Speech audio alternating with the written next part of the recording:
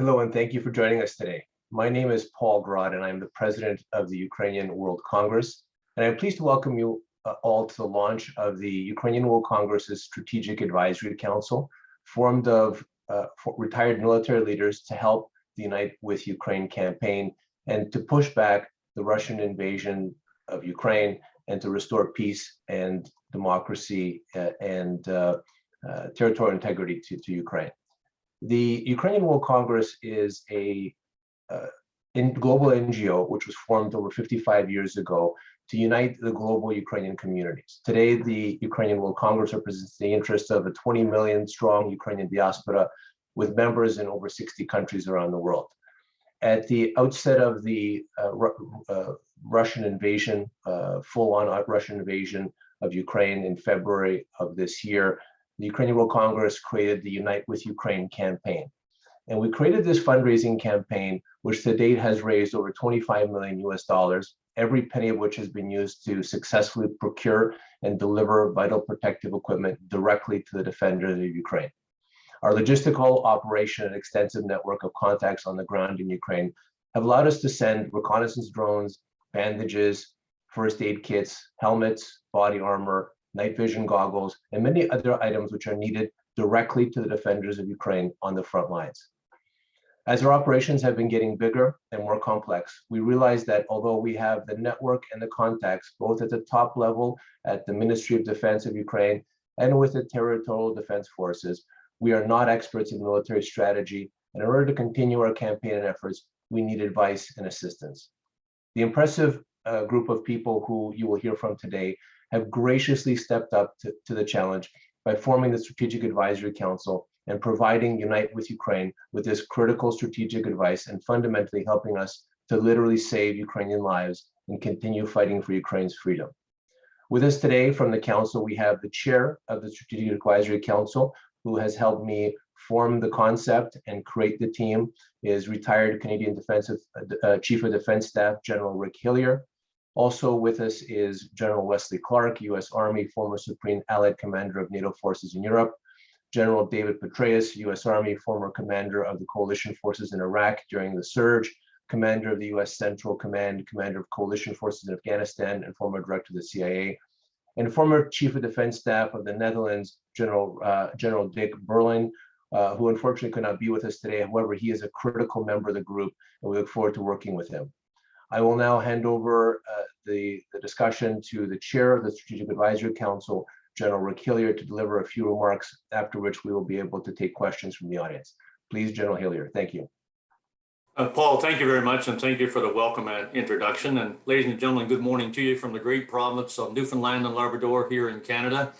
I got involved with the Ukrainian World Congress and their efforts to support Ukraine, and specifically to equip the defenders of Ukraine, because I detest bullies. And in particular, I detest bullies who are murderous, who are brutal, and who are destroying the country of Ukraine, a democratic sovereign nation, literally as we speak. And I agreed with Paul Grod that I would chair and help build a strategic advisory committee that could provide that strategic advice, military experienced advice to the Ukrainian World Congress to help them be more effective in supporting Ukraine through equipping the defenders of Ukraine itself. And specifically, we have focused very much on equipping the defenders of Ukraine who are engaged in the territorial defense forces.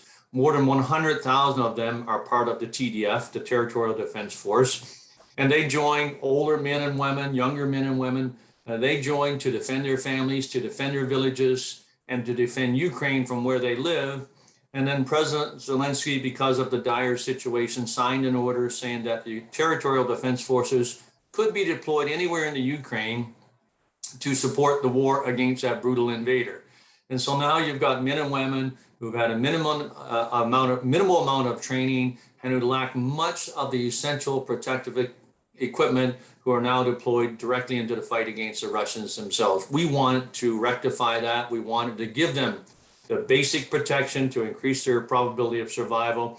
And in particular, we want to be able to provide them with a ballistic helmet that protects the skull, the noggin from shrapnel and shock. We wanted to be able to provide them ballistic safety goggles that protect those so precious eyes from shrapnel and dirt and rock and explosions. we wanted to provide them, most importantly, with the flak vests and the steel plates that go in the front and in the rear that protect those vital areas. And we wanted to provide those flak vests and steel plates to a level 4 protection, which means that it'll stop a 7.62 millimeter round, which is the standard sidearm of most Russian soldiers. And we wanted to give them protective gloves, protective knee pads for when you go down to get into a firing position and not bloody your knees on the ground, and protective combat boots. And lastly, we wanted to be able to provide them medical kits so that they can save their own lives and save the lives of their battle buddies first and foremost. And part of that kit is an additional tourniquet, the automatic tourniquet, that when you lock it down, it stays locked. Even if you go unconscious and pass out, it will not loosen off. And if you needed it to stay alive, it will stay locked and you will not bleed out and die. We want to equip up to 100,000 Ukrainian men and women who are part of the Territorial Defense Force. It's $2,500 per soldier to equip them with what I described, and occasionally a little bit more, such as night vision goggles or drones, but what I described. And that means for a battalion of 400 soldiers, which is how they're organized, that's 1.25 million. And for a brigade, which is the basic command structure, that's 4 battalions, and that's $5 million. We want to raise the money to equip 100,000 Ukrainian men and women in the Territorial Defense Forces and increase the probability that they will survive when they are engaged in a fight with the Russians. And I was in Ukraine just a month ago, and I talked to one individual who told me that he had watched a battalion of Territorial Defense Forces deploy into position to defend against a Russian attack. And they deployed into that position in their own civilian cars and trucks and vehicles to get there to face Russian tanks and armored vehicles. I'm convinced we can do much better. And at the very minimum, we can give them that protective equipment. In the Strategic Advisory Committee, our aim is to provide the kind of advice that will allow the Ukrainian World Congress to focus its fundraising efforts and focus the way those monies are spent, and to make those funds as efficient as possible in providing that level of protection. We have a total right now of 4 members in the Strategic Advisory Committee, and we will probably add to that as we proceed here. But we are indeed blessed, truly, to have the individuals that we have, as Paul Grod mentioned. And General Dick Berlijn is a personal friend of mine. He started his career in 1975 as a fighter pilot, training in Canada. So we started our relationship with Dick Berlijn a long time ago from Canada. He commanded the Royal Netherlands Air Force. He was the Chief of Defense Staff of the Dutch forces. At the same time, I was Chief of Defense Staff here in Canada. And we cooperated personally on many things, not just a relationship between the Netherlands and Canada, but also in our NATO affiliations. But most specifically, we cooperated very closely on the fight in Afghanistan, where Canadian troops cooperated with Dutch sons and daughters, and Dutch troops cooperated with Canadian sons and daughters in the fight in Kandahar and Uruzgan province through all those tough years. Dick Berlijn is traveling today and so cannot be with us. Secondly, I want to introduce and just thank personally another battle buddy and friend of mine, General David Petraeus. And General David Petraeus is well known, obviously. He was the commander of the Surge Forces, commanded Central Command. He commanded the NATO and US forces in Afghanistan, and finished his public service as a director of the Central Intelligence Agency. David and I first soldiered together way back in Bosnia when David was in Sarajevo and I was a division commander in Banja Luka in command of the multinational division Southwest. And so I want to say thank you to David Petraeus for stepping up and being part of the Strategic Advisory Committee and bringing his experience and his advice to it. And last, but certainly not least, is General Wesley Clark. I have not known General Clark long.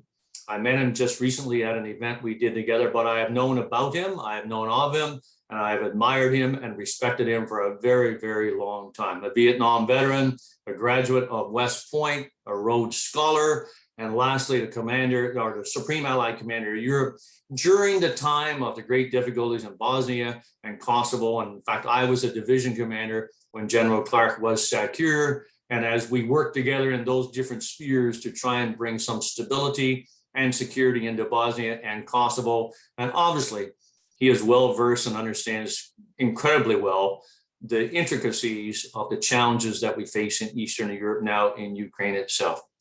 I vowed to support Ukraine. It is a democratic sovereign nation under attack by a brutal neighbor. I've been assisted in all of that by people around me, but I look forward to working with the Strategic Advisory Committee. And I'll finish there and ask General Wesley Clark if he would say a few words of introduction, please. General Clark, over to you, please. And sir, you're on mute. Thank you very much, Rick. It's great to be here as a member of the Strategic Advisory Council. And I just want to thoroughly endorse what the World Congress is aiming to do and the objective that General Hillier has put out. This is a critical mission for the Ukraine World Congress. We have got to get these troops equipped. The situation in Ukraine is in the balance. I've worked Ukraine issues really since I went there as a tourist and as a West Point cadet in 1964, and ran around Kyiv speaking Russian and trying to meet local people and arguing in the Lenin Museum and so forth. But as a senior Army officer, I hosted the first U.S.-Ukrainian military staff talks. I went to Ukraine as a NATO commander. I stayed in touch with Ukraine afterwards. I was there immediately after Maidan in 2014 and made several trips back advising President Poroshenko. So I've watched this situation very closely as it's emerged. Ukraine is hanging in the balance right now. And with it, the whole idea of a rules-based international order. If Russia can crush an independent, legitimate nation state, then what did we learn from World War II, and what do our international institutions really mean? So this is a huge inflection point in world history, and it's riding on the backs of courageous men and women who have taken up arms to defend their own country against an aggressor who attacked unprovoked. It's been an 8-year war, and right now it's still in the balance. There was premature exultation in the West when the attack that came toward Kyiv was rolled back, and Ukrainian courage and ingenuity, individual initiative ruled the battlefield at that point. But the Russians weren't deployed. They're now deployed.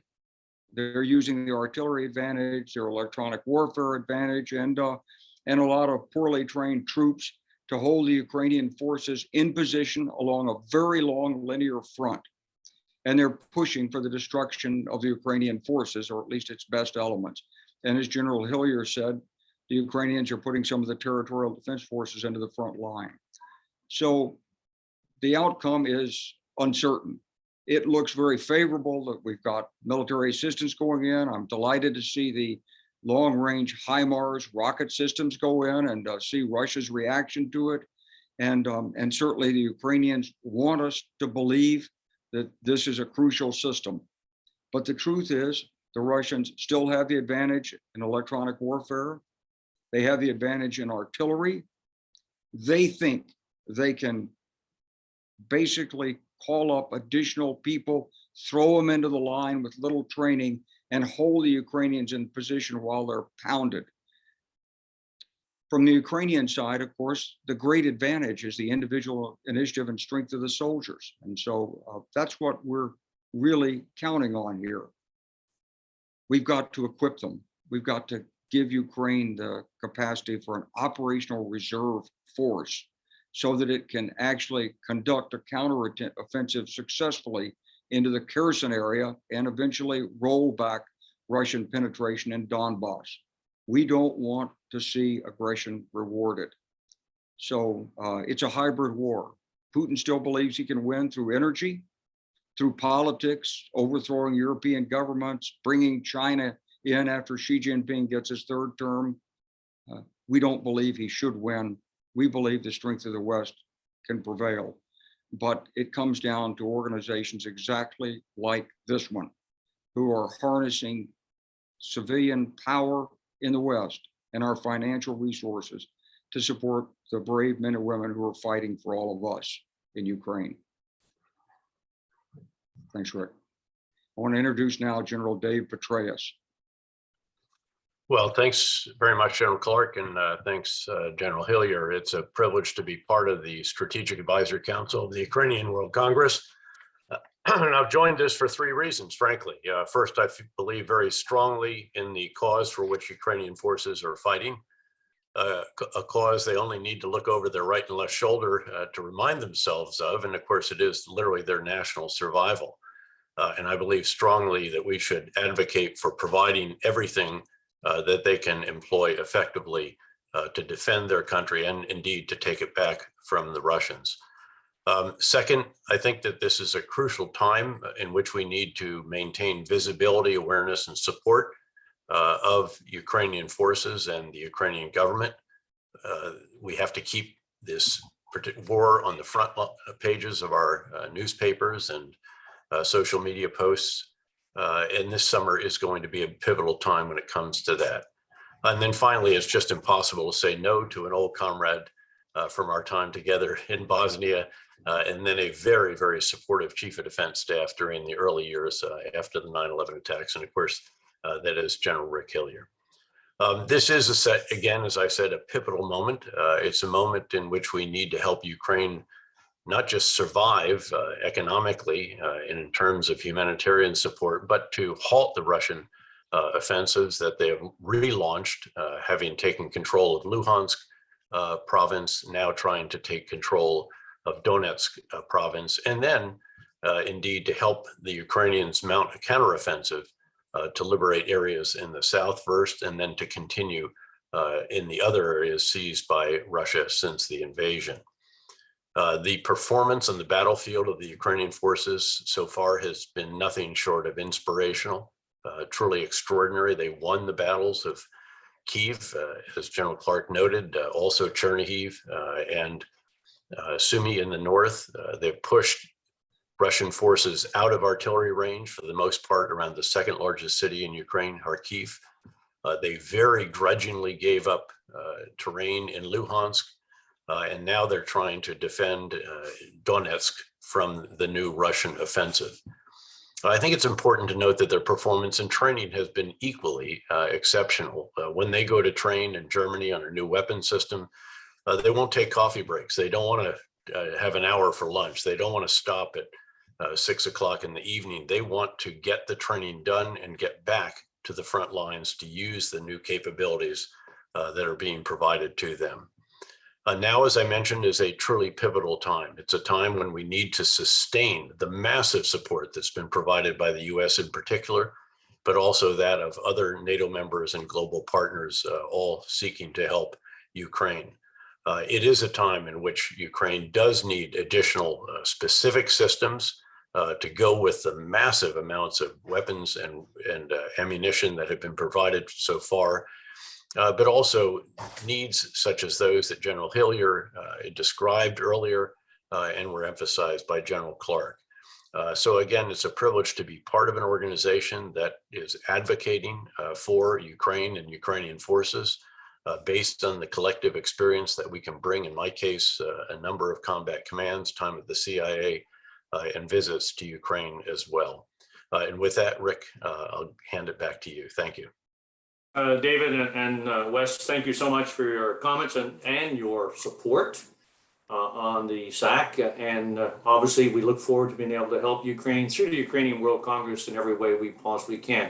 And just before we're ready to take questions, ladies and gentlemen, I just want to say that I listened to David Petraeus say the Ukrainians, as they're training in Europe, don't want to waste time. They don't want coffee breaks. They don't want lunch breaks. They realize it's wartime, not regular time. And the very survival of their nation, and perhaps the rules-based international structure that we all hold near and dear to our hearts is at risk here, and we cannot permit that to be destroyed. There are some challenges for Ukraine, and they won and gave Russia a bloody nose northwest of Kyiv, north of Kyiv in February, March, and early April. Russia learned the lessons from that bloody nose. They've doubled down on their artillery, and the latest estimate is they outnumber Ukrainian artillery by 12-1. Until very recently, they outranged them by anywhere from 20 to 80 kilometers, which meant they could stand back and kill Ukrainian artillery from a distance and not be touched by them. They deploy robust electronic warfare units and have stripped away, as a consequence of that, much of the eyes and ears and the reconnaissance capability, surveillance capability of the Ukrainian defense forces by keeping their unmanned aerial vehicles from being able to penetrate into the war zone. And they've doubled down in troops, and they've got so many troops available for any kind of a breakthrough right behind those front lines. I think, though, what we see in recent equipment advances, and still only about 20% of the equipment promised by the West has been delivered to the Ukrainian Defense Forces. They need more rapidly. But simply the IMAR and the long-range capability that gives Ukrainian Defense Forces, even in limited numbers, shows what they can do if they've got the equipment. What I saw personally, I met a father-son tank hunting team.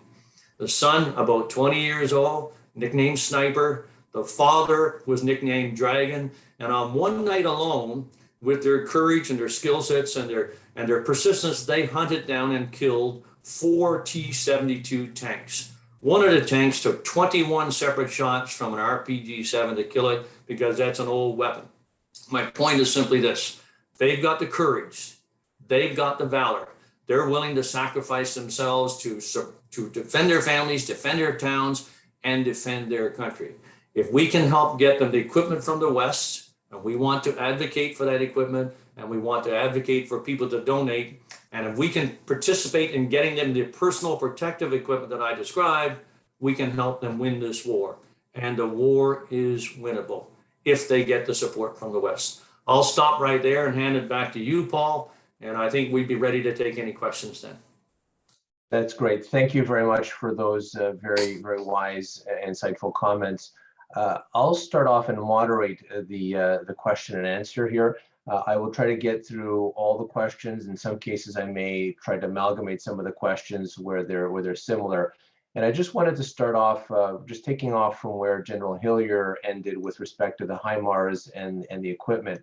One of the biggest concerns and arguably criticisms is that there's been a reluctance to provide Ukraine with the military equipment and training that they've been asking for. And we've seen that the US and UK have been the most supportive. But even this whole discussion on the HIMARS, I mean, that was very slow in coming. Lots of political wrangling. They'd only got them really 4 or 5 months into the war did they actually get those. We also hear significant criticism of countries like Germany for dragging their feet and not delivering equipment. We hear criticism of Canada for not delivering the equipment that it possibly can. Lots of great announcements, financial support, but again, a reluctance to provide that military equipment. Some have argued that the West wants a long, drawn-out war to weaken Russia. That they don't want Russia. That they don't want a quick win. Love to hear your thoughts on that. Perhaps I could start off with General Clark, and then General Petraeus, and then General Hillier. Your thoughts on the speed and reluctance to get the equipment and training to Ukraine. Well, I think there were a lot of issues that were dealt with by the U.S. administration in trying to get the equipment rolling from the United States. I think the first one was to figure out where Ukraine fit in overall U.S. national strategy. You know, in the summer of 2021, President Biden went to meet with Putin and said, you know, you should be a responsible world leader. Why don't you come back in and work with the world? We're going to give you that chance. And Putin turned it down.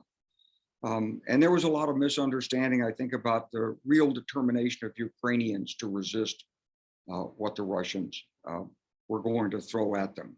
There was confusion during the time between December and 24th of February as to whether Ukraine would actually be subjected to a Russian attack. Although our intelligence said that it would, there were many people who didn't believe that. So all these were factors in impacting the flow of assistance. When the fighting became clear and it was clear what was needed and the proper channels of communication were established between Ukraine's chief of defense and the United States chairman of the Joint Chiefs of Staff, I think equipment has begun to flow much more rapidly. But there are still restrictions. There's funding, there's stockpiles, there's various legal prohibitions on one thing or another that can be done. So I think the heart of the United States is in the right place. Certainly, it's a bipartisan issue. And I hope that we will have an additional flow of HIMARS and other high technology equipment. But I've been one of many who has been pushing really hard on Washington and on the American Congress to do more, to do it more rapidly, to get it in there, to get it down to the level at which it's used, and to provide the munitions to make it usable. You know, we're going to have to transition away from the 152, 122 munitions. There's simply not enough of it available in the West. We're in a competitive procurement war against the Russians who are trying to buy it up and block it. We're going to have to transition Ukraine to NATO standard, to 155 and other ammunitions like this. We're going to have to provide them with Western tanks, Leopards, M1s, British tanks, something that's beyond the T-72. And we're going to have to do it in the middle of this conflict. So we've got a lot of major issues there. None of the countries in the West have restarted their procurement sufficiently to meet the potential demands of munitions and things like spare artillery barrels for Ukraine. So there's a whole host of things behind the scenes here. But you know, all I can tell you is there are a lot of us who see the crucial importance of this issue and have been pushing very hard from outside the government to help our government do the right thing. Thanks, General Clark. And just on that, there was a comment I think General Hillier made earlier, is that only 20% of the equipment promised has been delivered. Perhaps, General Petraeus, you can sort of take off on that question and perhaps build around why so little of what has been promised has been delivered. Well, to start with my own country, the U.S. has been providing massive quantities. And by and large, I think that the administration deserves high marks for what it's done overall in guiding the response to the unprovoked Russian invasion of a sovereign country. And I say that as someone, there was no one more critical in the Afghan decision and execution than I was. I'm truly non-political in the United States.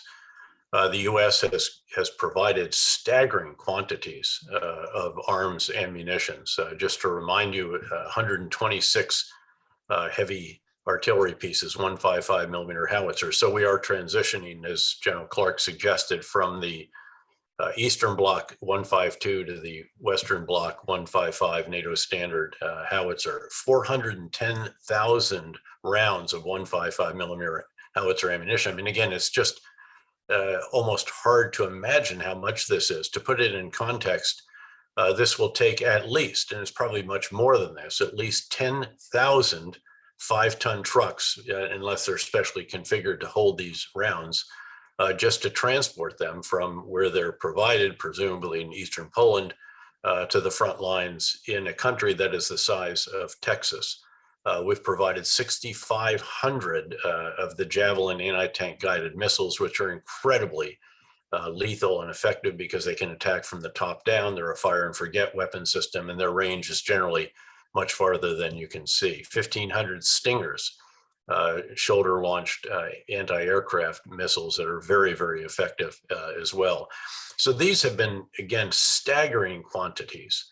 I hope that all of our NATO partners and other allies and partners around the world can provide proportionate contributions. The UK certainly has stood out from the very beginning in doing just that. And many of the Eastern European countries and certainly the Baltic states, understandably given the proximity to Ukraine and Russia, have been very, very supportive. And again, I hope that we can confirm the excellence of all NATO and Western countries in providing what Ukraine desperately needs.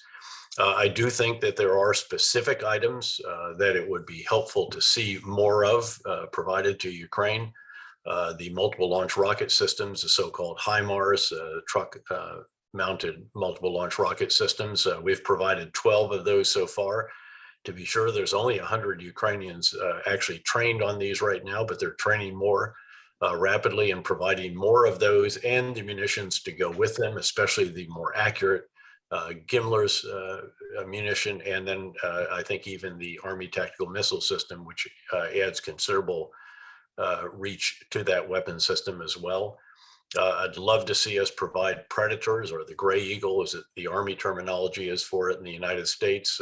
As General Hillier mentioned, a number of the drones that Ukraine has been using have been shot down, damaged, and so providing much more capable systems that can do the essentially forward observation for these artillery and rocket systems that we're providing would be very, very helpful for them. And I believe that this is very, very likely in the near future, as I believe that more multiple launch rocket systems and munitions will be provided as well. And then trying to get more of the loitering munitions, which we've drawn down very heavily in US stocks. These are the so-called Phoenix drone and so forth. Switchblade is another one.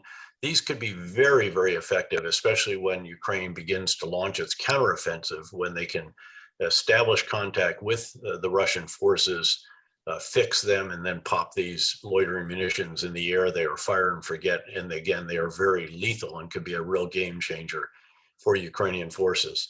But those are just some of the highlights. And the truth is that what is needed across the board are the soldier kit items that General Hillier mentioned, all the way up to the very sophisticated weapon systems and ammunition that I have highlighted. Again, I would single out my country, the United States, for doing an extraordinary job in providing this. It's said that there are 8 to 12 wide-body 4-engine cargo jets landing every 24 hours in Eastern Poland to increase what is provided.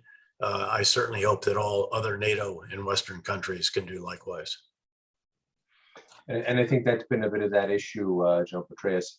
General Hillier, maybe just to focus a little bit more on the territorial defense forces, because we're talking about big weapon systems which are provided by governments. But how can the average global citizen step up to support? Because as we know, although these systems are big, expensive, but the smaller stuff, the body armor, is what really is saving lives here as well.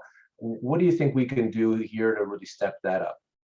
Well, what we can do is get the basics right first. And if the average citizen around this world who believes in a democratic nation fighting for its life against a brutal dictator that's invading it and destroying the country piecemeal, then they can do two things: advocate for more support from their governments and their countries for Ukraine, and advocate for that support to be delivered more rapidly, much faster than it is now, and advocate for that to continue for a long time. And while they're doing that, advocate for more and more and more sanctions against Russia in the international community. As long as the West, for example, is paying Russia $1.5 billion a day for gas, they're funding the invasion of Ukraine through that $1.5 billion a day. Advocate, advocate, advocate, and lastly, donate. Donate to a very specific project by going on to www.unitewithukraine.com and donate for that basic protection package that we want to give to the territorial defense forces, men and women who are defending their families and defending their homes. Be part of buying a helmet, ballistic goggles that protect the eyes, the flak vest that protects тактичні окуляри, in the limbs or the life of your battle buddy. Advocate and donate. And Paul, I would say that just listening to General Petraeus and General Clark talk about the way we've gone in NATO, the one thing that struck me, perhaps above all others when I was in Ukraine in June, was the fact that they have this incredible long-term view. And while they're trying to survive against this brutal invasion and invader, and while they're trying to defend their homes and their villages and their country, and while they're trying to recover from brutal, murderous rampages like occurred in Bucha, they are actually thinking about how they're going to build an armed forces and a security establishment that will help them maintain a sovereign and stable and secure Ukraine forever. And that means they're going to convert to Western military wear, excuse me, and Western hardware. And their ability to absorb those equipments and then harness that with training of Ukrainian soldiers was absolutely mind-boggling. They are focused on looking after themselves. They need the support from the equipment. And when you think about the equipment arriving, and David Petraeus is right, I give full kudos to the United States of America, to the United Kingdom, for their awesome support of Ukraine in their hour of greatest need, to little tiny countries like Estonia, who have been hugely supportive, and Poland, whose complete dedication to looking after those millions of refugees and getting support into Ukraine. I give full marks to them, and I would commend that every other nation in the West, particularly every other nation who's part of NATO, should try to measure up against those standards that have been set for them. And the impact when you get those long-range precision artillery systems can be seen these recent days, when all of a sudden you've got Russian ammunition depots that are getting blown up by those long-range systems. And a direct consequence of that is that the artillery being fired by Russia against Ukraine, against Ukrainian Defense Force and against their men and women and killing them now drops dramatically.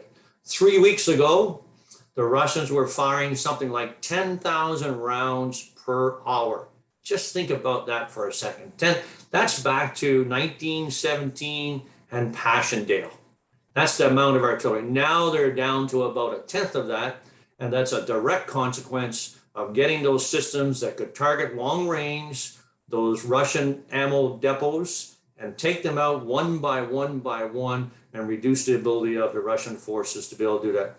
If you as a global citizen want to help out directly, advocate to your elected member of Congress or member of parliament or member of government, advocate for Ukraine and your government and country to do more, and donate yourself to unite with Ukraine for this very specific mission that we believe is right for the territorial defense forces and hence for Ukraine itself. Thanks, Rick. You also touched on the question of sanctions and the need for more of that. There's a question here from James McCartan, who is with Canadian Press, and he asks a question that he'd like to hear the panel's perspective on the decision by the Canadian government to permit the return of repaired Nord Stream 1 turbines to Germany, a decision that has frustrated Ukraine and many of its supporters and allies. Has the federal government miscalculated in allowing this exception to its Russian sanctions? There's a similar question also being asked by Aaron D'Andrea, who also is asking similar question, but relating to just kind of more of an update that there was a report that Gazprom yesterday told its customers in Europe that it can't guarantee gas supplies because of extraordinary circumstances, adding to the fears Russia may not restart Nord Stream 1 pipeline. What do we make of this report? And the government of Canada has been subject of criticism over its decisions to ship repaired turbines Nord Stream 2. So we're seeing this pressure from Germany. We certainly saw what seemed to be at least support, if not pressure, from the White House for this decision to happen. Weakening of sanctions, but nonetheless, no guarantees that it's actually going to provide gas to Germany. Perhaps General Clark, if you want to start off with that, and we can see if General Petraeus and General Hillier would like to comment on that as well. Well, we've been watching the Nord Stream issue very, very carefully for a long time. And obviously, we've been worried for years about Europe's indebtedness to Russia on the energy front. But I think in this case, we've got sanctions, we've got unity. We're trying to hold NATO together. I think we will hold Europe together. But I think the key to this is to understand that you have to have resilience. You have to bend, but not break. You have to absorb the bumps in the road and still keep the pressure on Russia for the long term. And it does require the art of diplomacy and compromise. And that's what President Biden's leadership has brought us in NATO and dealing with the EU. Germany's been a real challenge. For years, they've cozied up to Russia. Former German Chancellor working very closely with Vladimir Putin on many issues. And so it's been difficult. Germany believed that its security was safe and they could just pursue their economic well-being. Germany's transitioning out of that mindset step by step.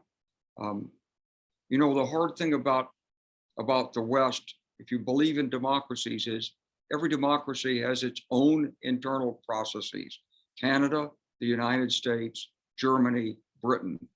And it's just the strength of the people that these democratic systems work from. It's very easy if you're in Russia to deceive yourself and believe that you can take an issue like this and break the alliance. I don't think that Russia can do this, but I do think that there will be other bumps in the road where some relief is given for this issue or another that helps cement the alliance together.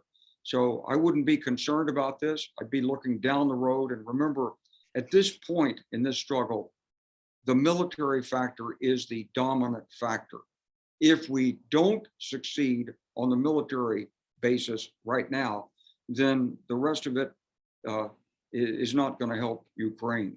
So we've got to get the assistance in, especially to these territorial defense forces now that are being called on to take main battle position up in the fight in the east. So accept some diplomacy, some resilience, some flexibility in the application of the sanctions. It's going to work out. General Petraeus? Well, I'm in broad agreement with Canada's decision. It was a very tough one. They had support from the US and Germany, encouragement. We have to reckon with the realities of energy provision, how important it is, especially for countries like Germany that have been so heavily dependent on Russian gas over the years. I'd like to build on this, though, a bit and really focus on an irony of what has taken place, because in trying to make Russia great again, what Putin has really done is make NATO great again. There's a degree of unity in NATO now that hasn't been seen since the end of the Cold War. That was even true in the days leading up to the invasion. I was at the Munich Security Conference again this year, and the unity there already, and the invasion didn't start for another couple of days following the end of that gathering. That unity is something I hadn't seen since I was writing speeches for the SACEUR during the Cold War as a young major. This has really been quite extraordinary. Putin essentially pushed Finland and Sweden into the arms of NATO. It will lead to NATO expansion. This will make the Baltic Sea a largely NATO-controlled sea. And so this has truly backfired in innumerable ways for Russia. That includes, of course, the various sanctions that have been placed on the Russian economy, its financial system, Putin's inner circle. That includes sanctions in the energy area.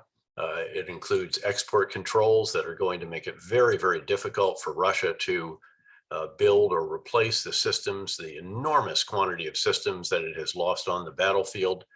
The number of tanks is staggering that they've lost. And again, if you can't get microchips, there's no way that you're going to be able to build new systems. This is why, after all, they're going to Iran, of all countries, to get replacements for their drones that they've lost in great numbers as well. So again, this has been an extraordinary development. As General Clark noted, the unprovoked invasion of a sovereign democratic nation. We clearly have to be on the side of Ukraine in this particular situation. This is the first invasion of that type since the end of the Cold War. The rules-based order does hang in the balance. And it is a moment where NATO has come together in an extraordinary fashion. And by and large, again, led, guided by the actions from Washington in this particular situation. That said, there are going to be very difficult calls.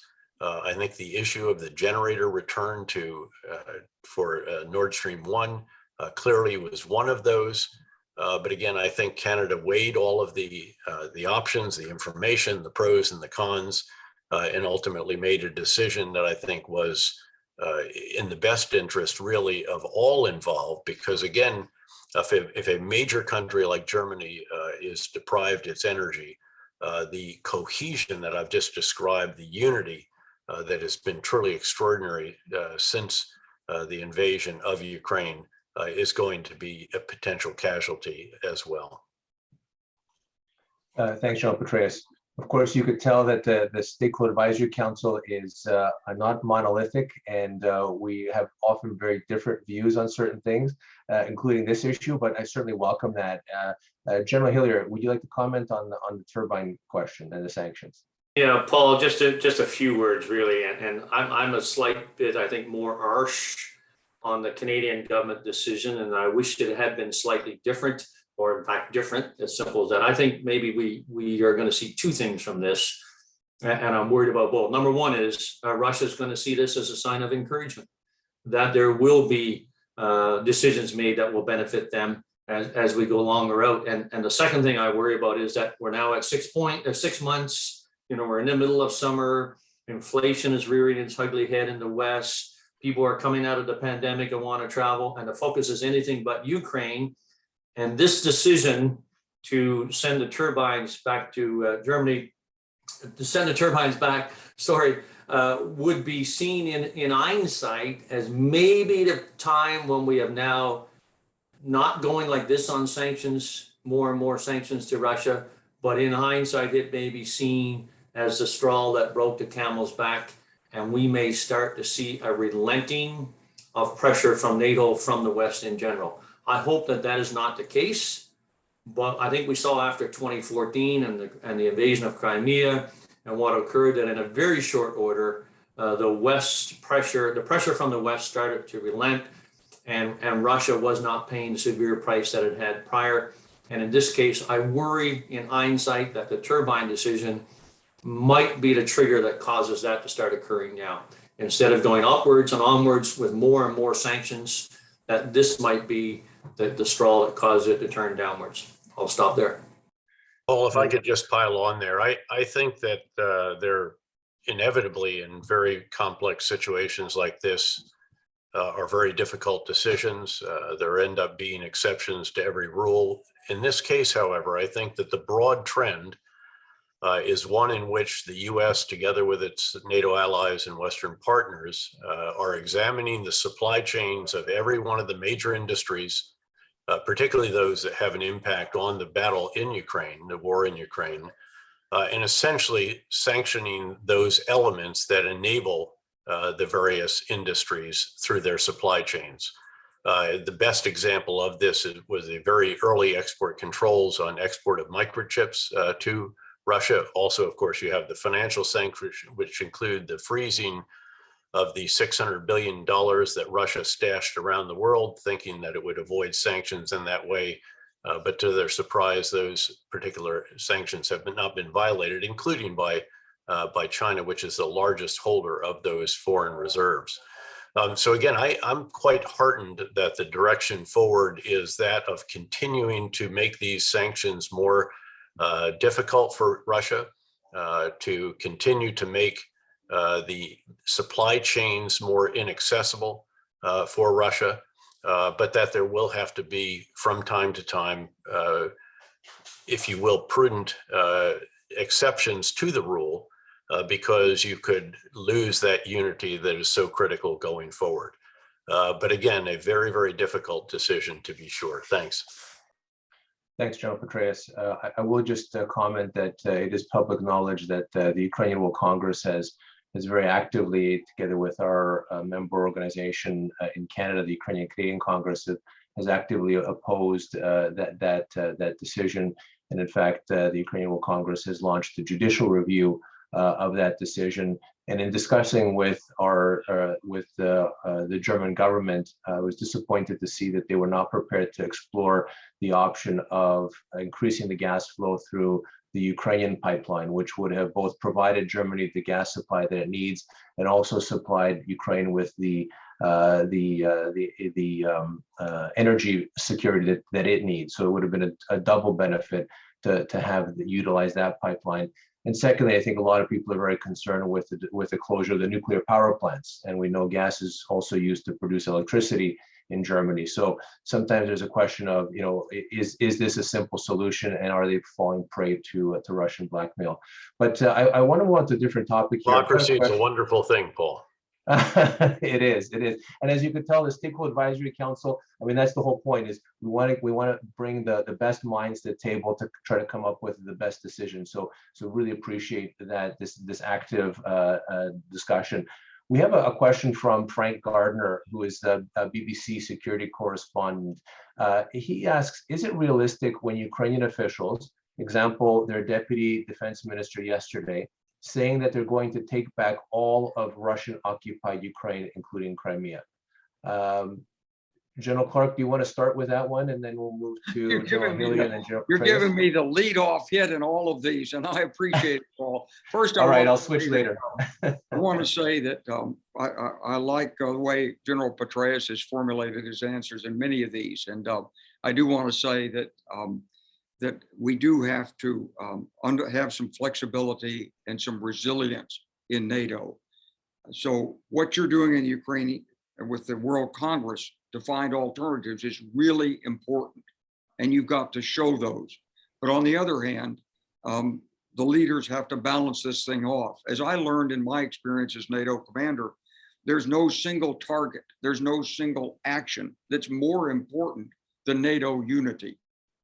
So that's got to be held together, and really the only people who can judge it are the political leaders who are making the final decisions.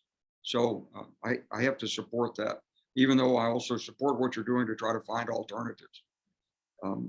So now the question that you were asking. So say the question again.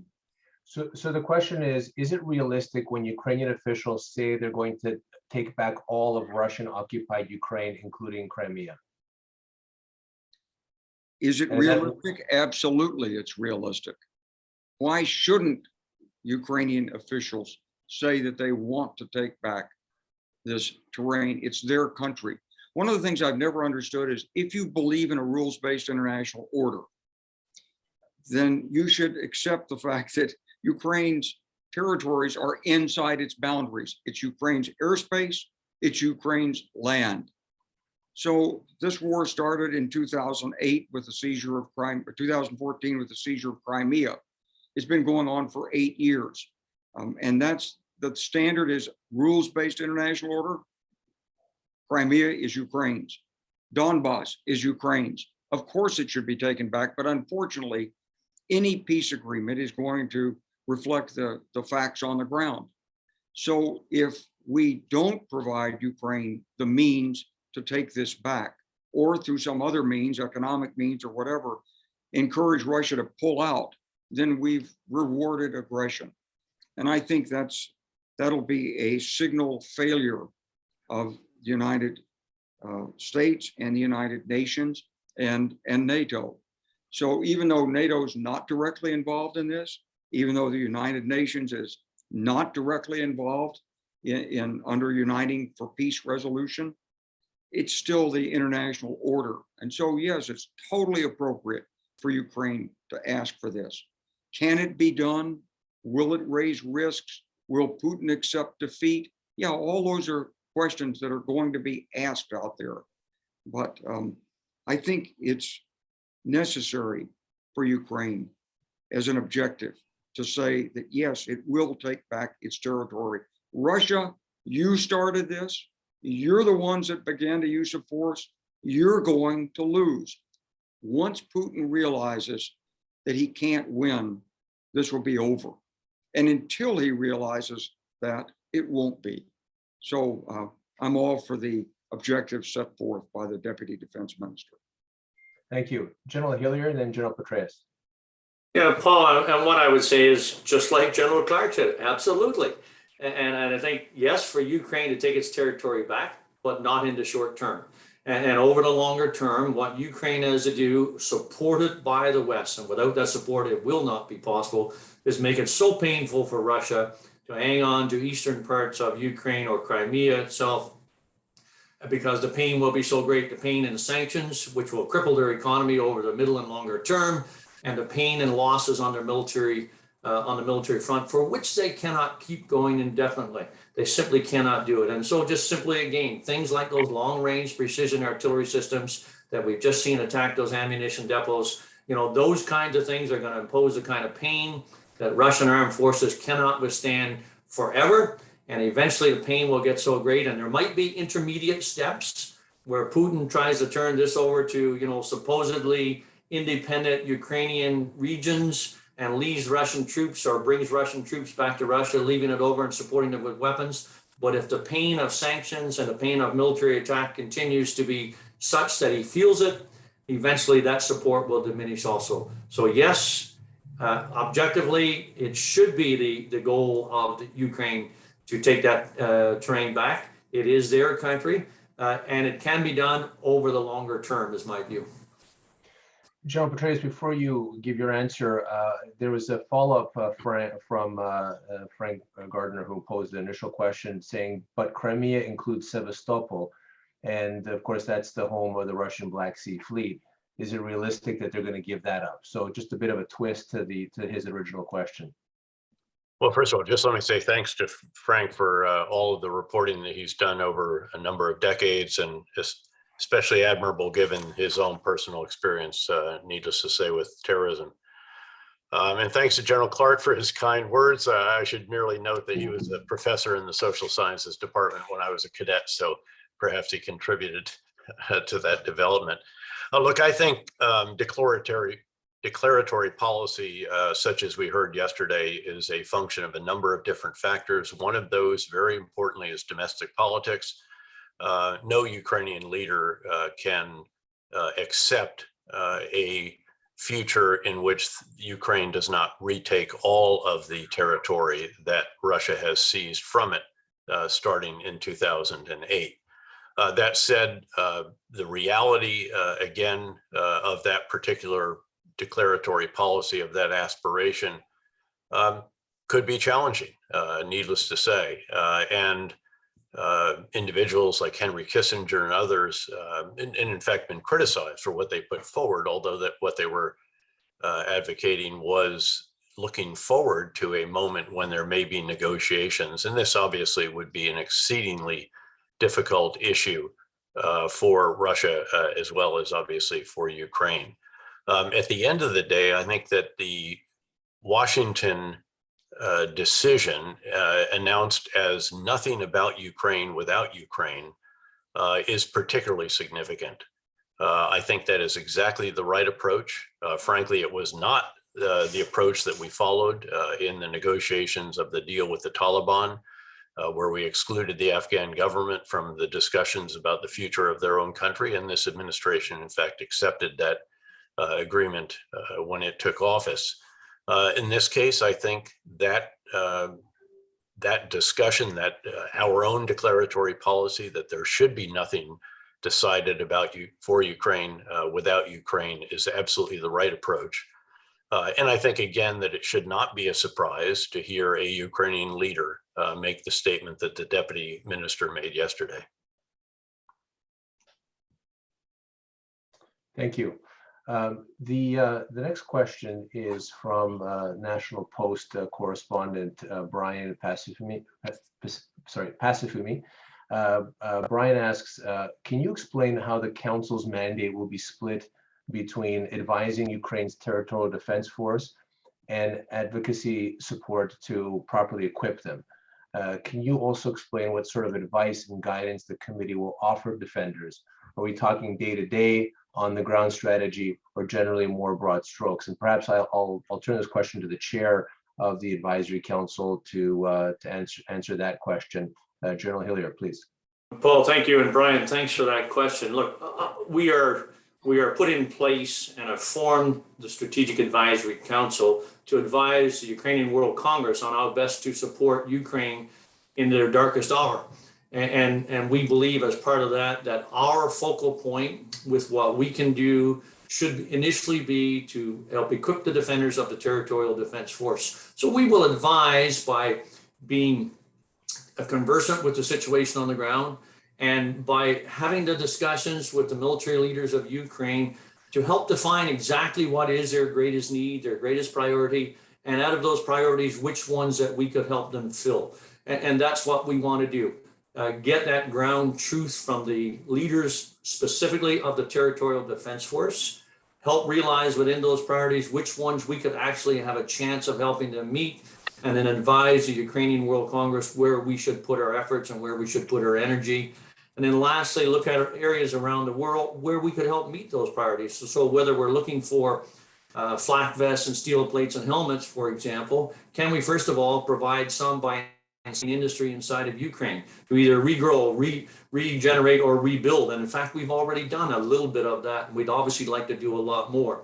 But we want to be able to reach worldwide, provide the advice to the Ukrainian World Congress on where they could go to get the equipments and all the things that we decide are right for us to be able to provide to the territorial defense forces, and then provide them advice on how we can actually get them there, because logistically there are incredible challenges throughout.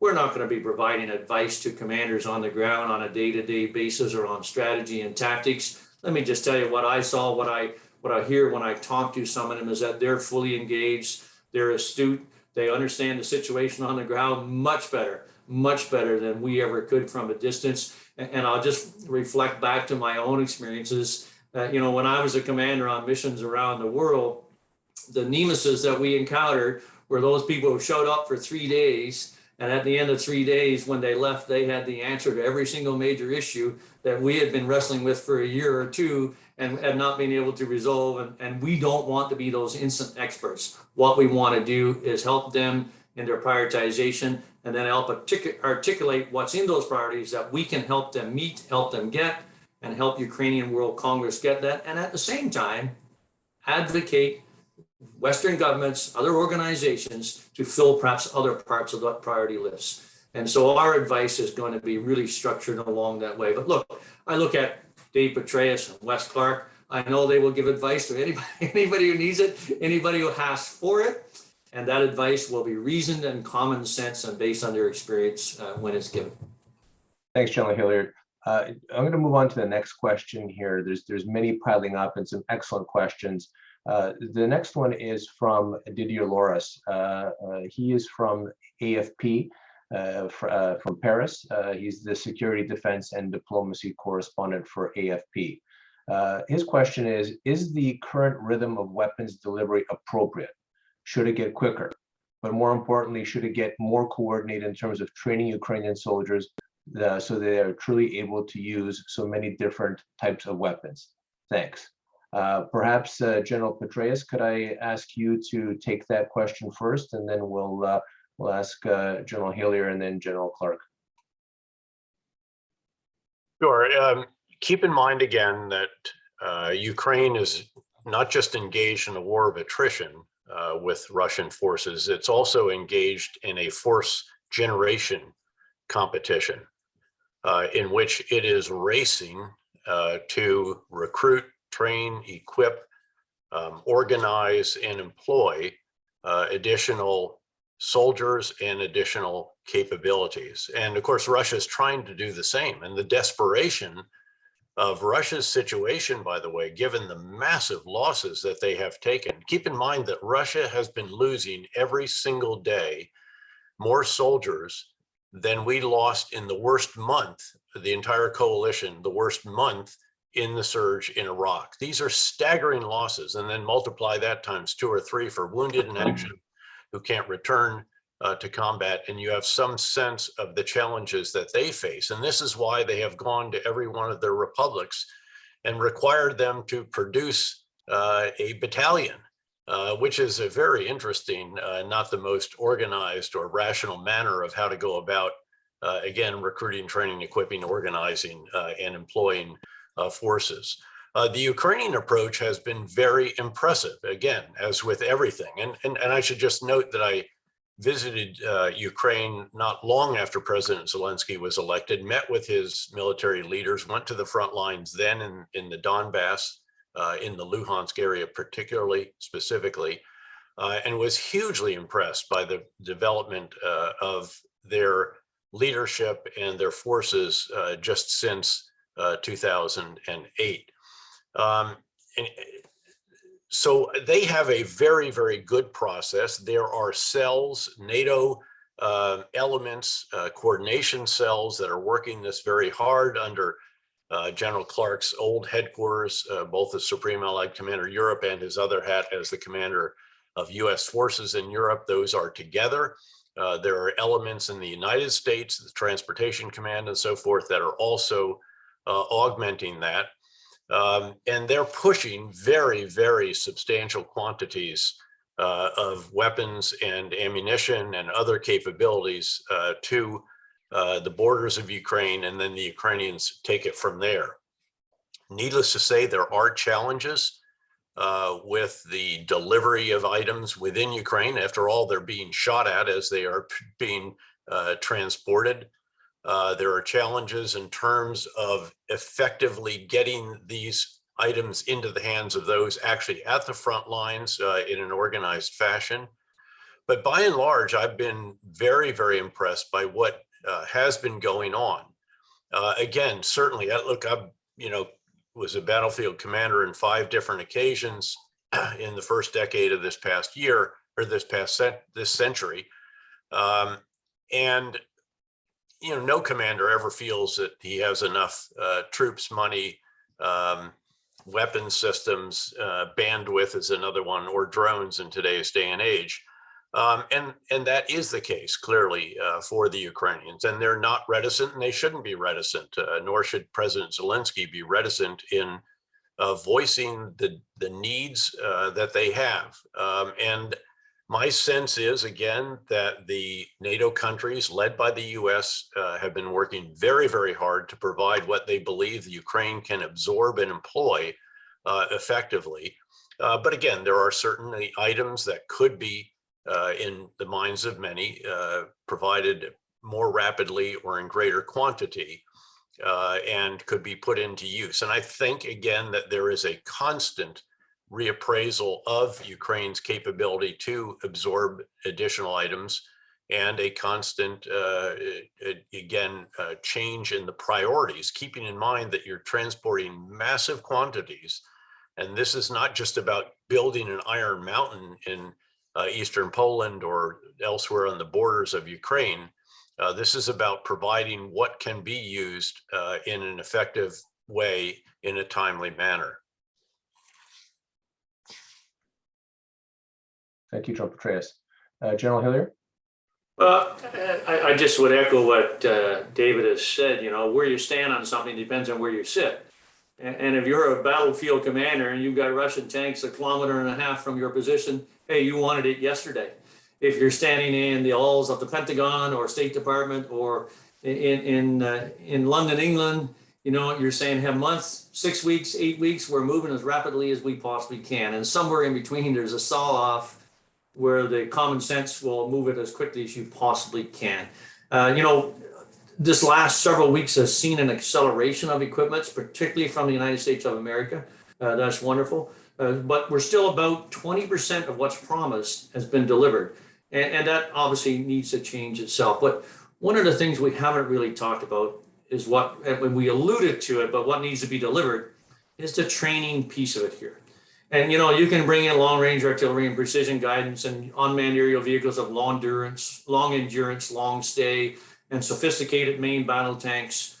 But you've got to train up individual men and women to be able to not only operate those equipments, fire those weapons, repair those weapons, resupply those weapons with ammunition and all those kinds of things. But then you also have to train those individuals as teams, whether it's fighting vehicle crews or members of a platoon or a company or a battle group or a brigade or indeed a division. And those training processes cannot be short-circuited. You can do them rapidly. You can leave out some things, but it takes a while.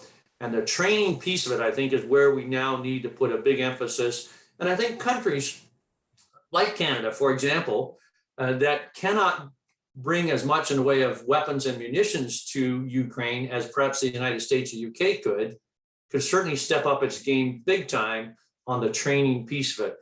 I feel very proud of what Canada did during Op Unifier and how we helped train Ukrainian Defense Forces, train their soldiers, their NCOs, their officers, their leadership. And I think in part, the success that their defense forces have shown, have been a result of that training. And so I think from the Western perspective, from the NATO perspective right now, yes, get the kit in as quickly as possible. Again, if you're that Ukrainian commander and you see those Russian tanks, you need it right now. But look, countries that cannot deliver the kit, that don't have it in the numbers or the kind needed, maybe the training piece is the way where you can have a massive difference. And if you can combine equipment with the courage of the Ukrainian soldiers, with the training that the West and countries like Canada and others can provide, you've got a war-winning solution, which goes back to answer the question preceding about can Ukraine take back its territories, and over the longer term, yes, you can. General Clark, before I turn it over to you to provide your comments, just looking at the chats and the questions here, kind of a building on of this question relates to the types of munitions, and is Ukraine getting the types of munitions and equipment that it needs to really be successful in this war? HIMARS just came out. Are they long enough? Do they need to be longer? There was discussion about Iron Domes. What's your sense in terms of the types of equipment that Ukraine still needs that will be necessary to be successful to win this war for Ukraine? Yeah, well, I just want to first associate myself with the remarks of General Petraeus and General Hillier. I think they both captured key points in this discussion. One of the things we haven't brought up, of course, is NATO interoperability itself.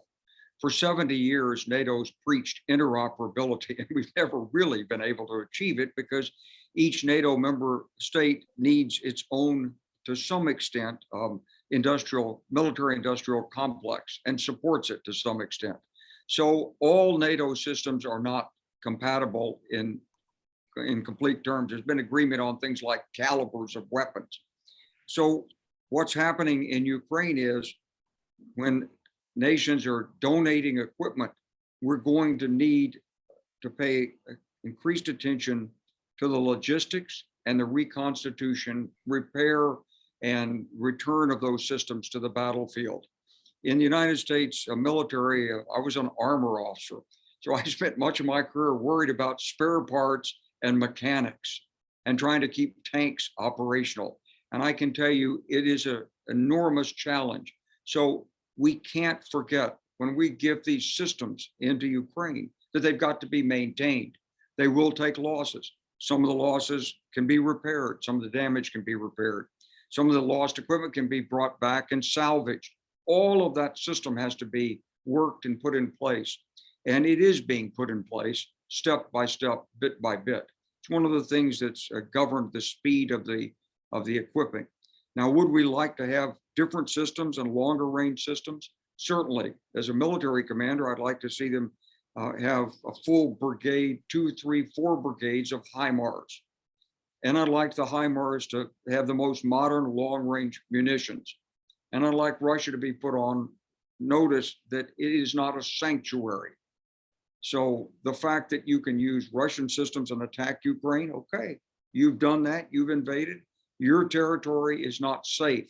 There's some legal problems with that in terms of where the United States and NATO stand with providing systems that can do that. Those are being looked at. But I think in principle, we need to think about giving Ukraine the capacity to create an effective operational maneuver reserve. So this is several hundred tanks, several hundred more artillery pieces, attack helicopters, aircraft, HIMARS, certainly, but the ability to be able to either blunt and defeat a Russian offensive that's being possibly put together under a third shock army that's being assembled over there now, or if the Russians never break through, then Ukraine goes back and takes its territories back. I think putting together such an offensive force will have tremendous diplomatic throw weight against Putin, because if he sees the will of the West expressed in concrete terms in Ukraine, it has to have an impact on his perception of whether he's going to be defeated or not. And ultimately, this is all about Putin's mindset. If he believes he can win a long war, it's going to be a long war. If he believes he's not going to break the will of the West, he's going to be defeated on the ground and pushed back, then he's going to look for a different solution. Thank you, General Clark. we're going to now wrap up the questions and move I into saw closing General remarks. Petraeus raised a hand, and I think it'd be great to hear what Dave has to say. Please. Well, thanks. I really wanted to pile on that particular issue raised by General Clark, because the logistics and maintenance issues here are very, very central to what is happening. On the one hand, of course, it's just impossible to provide Ukraine a system that they could not maintain, such as the M1 tank. Again, it's just going to be beyond, there's no tests, the diagnostic kits, the maintenance personnel, the spare parts, the entire supply chain, essentially, to keep that kind of complex weapon system going. It has been challenging, in fact, just to keep a very simple, relatively speaking, towed howitzer operational, its hydraulics, its other components and so forth. The US Army, though, I should point out, is literally tracking every single howitzer by serial number. They've learned that they have to provide the trucks as well as the howitzer, because if a howitzer is not pulled by the US truck made for that particular task, then again, the hydraulics are going to be less reliable. When a system has gone down, in other words, is inoperative for some maintenance reason, or perhaps even battle damage, it's being hauled out of the country to a maintenance team that is repairing it and pushing it back into the fight. So that's the kind of attention to detail and enormous support being provided to Ukraine. But I really just wanted to underscore how significant that is, because we tend to focus on the hardware and to a degree the training, but less on the maintenance. And when it comes to the more sophisticated items, the maintenance becomes everything. And I just wanted to insert that there is this kind of tremendous attention to that that is generally unreported, because it's not as significant as the provision of the major end item or of the training of the forces on that particular system. Thank you, General Petraeus. Very, very important to see that that support continues. And one of the questions, and as we move into the closing remarks, and I'll ask perhaps in this order, perhaps General Petraeus, General Clark, and then General Hillier to wrap up the session today. And then I'll provide just a brief thank you at the very end. But as we're providing our concluding remarks, there was a question here which relates to the last thing you mentioned, General Petraeus, which has to do with it's from Bogdan Kupic, who's a tech entrepreneur, a Ukrainian-Canadian tech entrepreneur, spent a lot of time in Ukraine. He's asking what can be done to support the domestic Ukrainian defense industry, because ultimately, the velocity and the volume that's coming from the United States.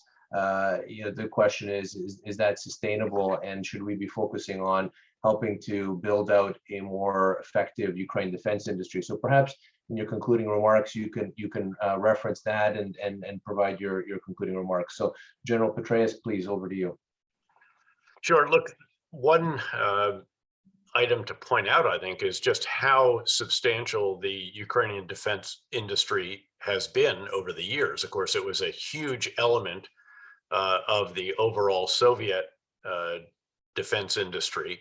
It has real capacity and capability. The missiles, for example, the anti-ship missiles that presumably sunk the flagship of the Black Sea Fleet, were those that were made by the domestic industry. They're very good at maintaining. The Ukrainians have also demonstrated incredible resourcefulness, innovativeness, and sheer capacity when it comes to repairing captured Russian systems, of course, many of which are in the Ukrainian inventory and have been made in Ukraine over the years. Not to mention, of course, the tractor army that has helped them haul these captured systems back to friendly lines in many cases as well. But in the near term, I don't think that support for that industry is going to emerge as one of the priorities. It is just not something that the West, number one, has the same calibers, the same systems, and so forth. But over time, certainly there should be assistance to it, as there should be across the board, to helping Ukraine revive its economy, to repair its infrastructure, much of which has been so wantonly damaged and destroyed by Russian strikes, seemingly for that purpose, noting this is civilian infrastructure in many cases. And of course, the very indiscriminate nature of Russia's use of indirect fires, missiles, bombs, and so on. But then to conclude, look, it's just a privilege, again, as I mentioned up front, to be part of a council that is helping the Ukrainian World Congress, and to do so with several individuals with whom it was a privilege to serve over the years. Again, to echo what General Hillier said earlier, we don't presume to advise Ukraine's military leaders on tactics or strategies or anything like that. We are all about advocacy. We're about support. Perhaps there might be some bit of advice based on experience or knowledge that we have about existing systems that may not be yet employed, but could be very effectively. But that is the extent of that. And again, it's an honor to have been asked to be part of this. Thank you. Thank you, General Petraeus. General Clark. So to start with the issue of the Ukrainian defense industry. So over the years, Ukraine's had a fantastic engineering capacity in rocketry, missiles, and many other things. And in fact, because they didn't traditionally use value engineering the way we did in the West, their engineers have come up with more robust solutions in many cases than what we have in the West. But over the years, what happened is, and especially during the Yanukovych period, the Ukrainian defense industries, Ukroboronprom, as it's known, was basically engaged in foreign military sales. That is, it was selling off bits and pieces of Ukraine's military infrastructure. There's been a lot of controversy about Ukroboronprom. And what I've seen the most innovation in Ukraine is in the individual initiative of drones, radio control, maybe electronic warfare, and as General Petraeus cited, the missiles. I think where Ukraine needs to concentrate on building up its domestic industry is in the issue that General Hillier cited about electronic warfare. This is something based on the heritage of Soviet radio electronic combat and Ukraine's capabilities and individual initiative and great educational attainments of Ukraine. Ukraine could become the world leader in electronic warfare. Certainly it's the world's leading laboratory right now. And that's something that a quick turnaround can produce, and something that everyone in the West would be incredibly grateful to have. I know Ukraine's captured a number of Russian systems. Some they probably turned around and used, but radio electronic combat is a key feature on the modern battlefield. So I would encourage Ukraine to make that a point of focus. The other is, as General Petraeus was pointing out, the difficult logistics problems of modern technology like the M1 tank. Well, you've got to get a start on it. So repairing systems, putting them back into combat, building up stockages of spares. A lot of this is data processing as well as hands-on skill. I know the Ukrainians have plenty of hands-on skill, and I can't tell exactly what we're doing from the West to help on logistics management. Presumably we're doing something. I know we've got advisors that are working on this, but this would be the area, another area that I would concentrate on. So it may not be depot level repair for Western systems, but it may be battlefield repair of those systems and getting the parts there. And if Ukraine can focus on 1 or 2, 3 key areas, that's the way it should look at its defense sector. From the West, we're going to continue to throw in systems that are not interoperable.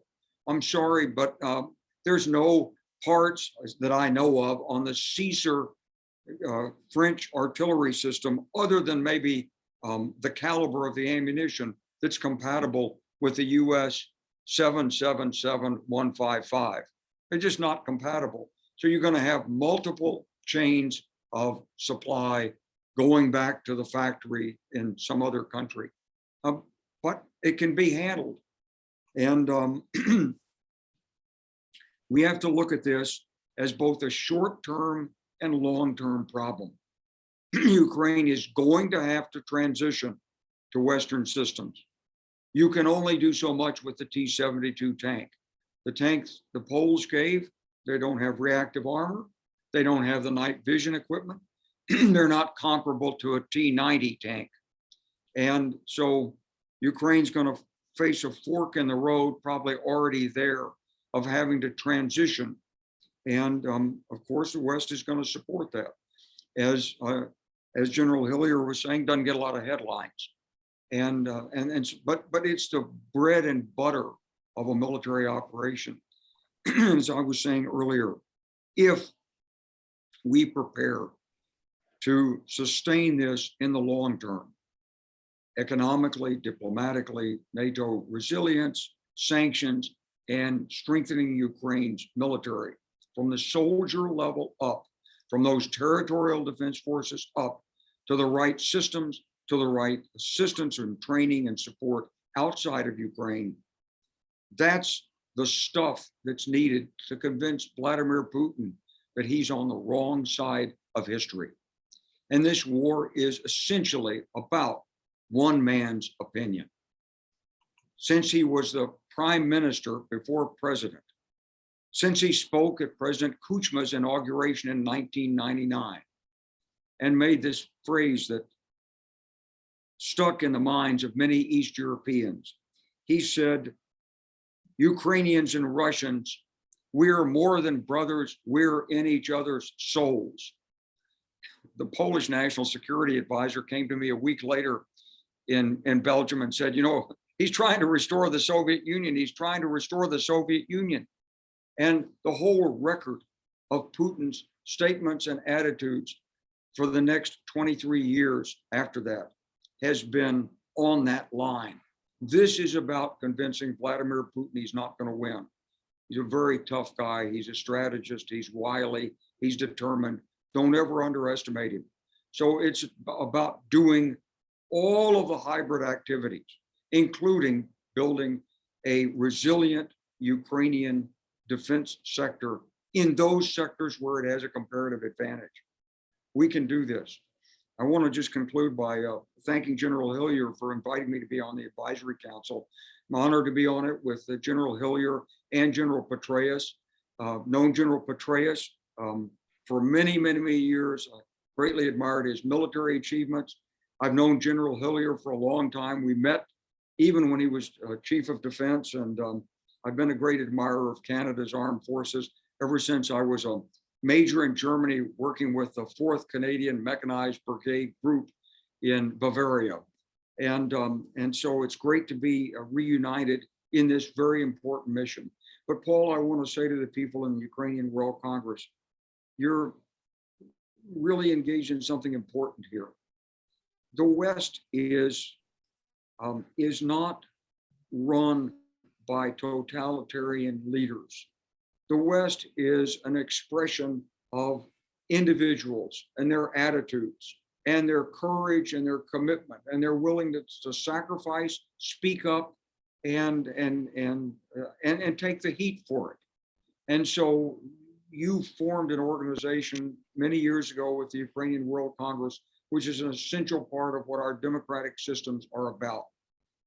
And so I congratulate you on the leadership you're showing, and I'm just very proud to be associated with you. And I thank you for this opportunity to try to help win this fight for the future of mankind. That's what this is. This is a huge inflection point, and we're part of that fight. Thank you. Thank you, General Clark, and for your amazing support and your continued advocacy as you do all over the world. General Hillier, please. Paul, thank you. And first, let me just say thank you to General Petraeus and General Clark and General Berlijn, who is not here, simply because he could not be here, for agreeing to be a part of the Strategic Advisory Council and for their participation this morning. And as you can see, We will have a variety of opinions and experiences that we will bring to hopefully make the Ukrainian World Congress even more effective at supporting Ukraine and the men and women and children who strive during their darkest hour to defend their families, defend their homes, and defend their nation, a democratic, sovereign nation.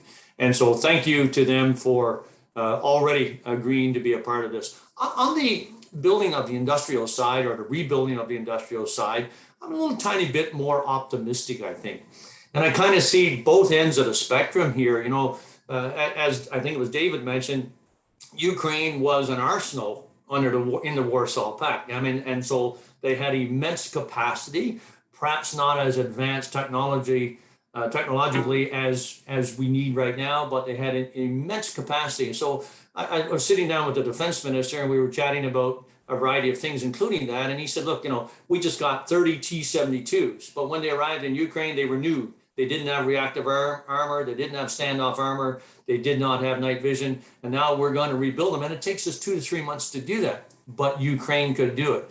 And I think that capacity still exists despite the destruction that's been occurring during the 6 months of war now and prior to this. And then I go to the other end of the spectrum and say, Ukraine and the fight and the war with Russia is becoming a living lab for how we can defeat Russia's electronic warfare capabilities, cyber attack capabilities, or cyber capabilities, cyber technology, and in particular, how the West can defend itself much better. And we can prove these things by helping Ukraine as we do it on a daily basis, but most importantly, by bringing industry in a way that was never really done before or hasn't been done in recent memory, whether it's Microsoft or Google or Elon Musk with the Starlink system, to give us a capability to actually operate worldwide, learn how to defeat the Russian capabilities, and be able to react almost instantaneously. It's quite incredible to watch this, and I think that bodes well for what Ukraine can do.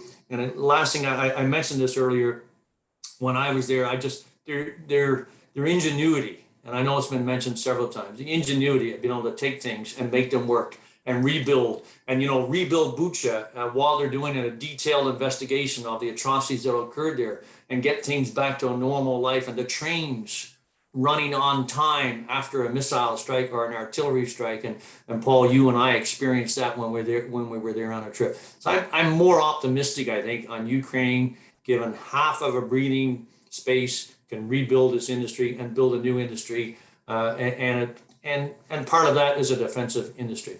Look, we're here to support Ukraine. The Strategic Advisory Council will support Ukraine through advising the Ukrainian World Congress on the best way to do that. We'll advocate for what we believe are the right things to help Ukraine, and we'll advocate to get people to donate. And we'd like to get enough donations to be able to provide 100,000 men and women in the territorial defense forces, provide them the basics of protecting themselves, so that when they are defending their families and their towns and their nation, at least they will have an increased probability of coming home live to those families and being able to then enjoy the fruits of their success. And if you've ever seen somebody go into combat with just a shirt on, you realize that a 7.62 round doesn't even notice that on the way through. You give them the appropriate battle rattle, and all of a sudden the dynamic changes dramatically. I want to say thanks to them for being part of this. Thanks to you, Paul, and the Ukrainian World Congress for giving us the opportunity to support in this manner. Advocate and donate.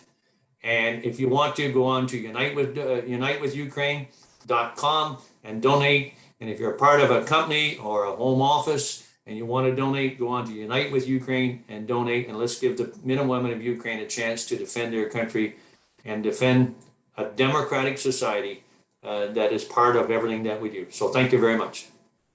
Thank you, General Hillier. And just in conclusion, I wanted to thank all the participants for your excellent questions. The broad community of journalists, of politicians, of civil society leaders, thank you for joining and participating.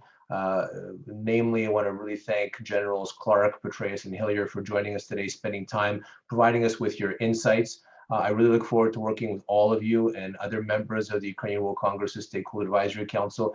Thank you for your confidence in us, and thank you for your willingness to help Ukraine rebuff Russia's invasion and restore Ukraine's sovereignty and territorial integrity. General Hillier and I were in Ukraine last month, where we did witness firsthand this bloody war. We saw the ravages of what the Russian army leaves behind, the pillaging, the rape, the murder, the tortures that we saw firsthand in Bucha and Irpin. We felt as we were leaving Kyiv, 5 missiles hit Kyiv as we were leaving the city.